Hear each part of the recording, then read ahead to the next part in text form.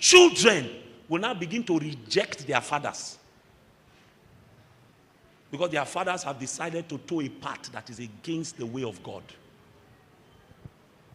The reason it has not begun to happen is because discipleship has not been accurate. So the wife knows, she knows her husband is a thief. She knows. Oh. Because there are many people you can deceive. You can't deceive your wife.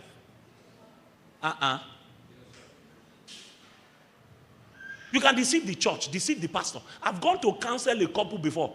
As I entered the house, they arranged. And I knew there was serious quarrel. They just arranged. And then when I began to discuss matter, okay, what happened? What happened? Two people who claim to be Christians, you can't have one correct story. As this one is talking, say, not be so it happened. Daddy, let me tell you the real thing, I said, okay, tell me the real thing.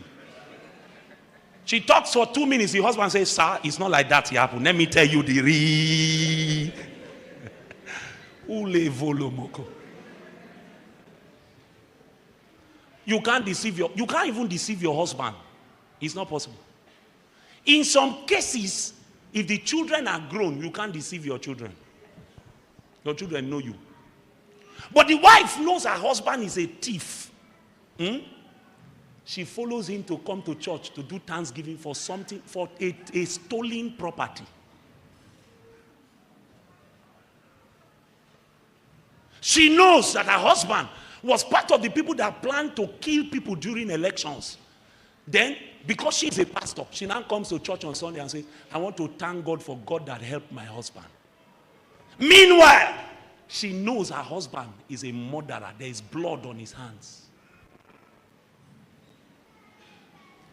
If we get the training aspect right, you will begin to see publicly children will be disowning their fathers. That this thing this man is doing, I am not part of it. Wives will begin to work. How great it will be that men are being sworn into offices and wives are saying, God forbid I will not be a part of it.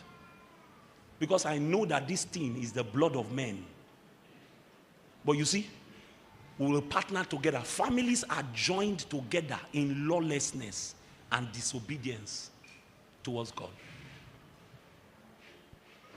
And I'm showing you the reason people have not been properly taught. And you know that the matter of teaching is so strong that it was the last commandment that God gave to the disciples.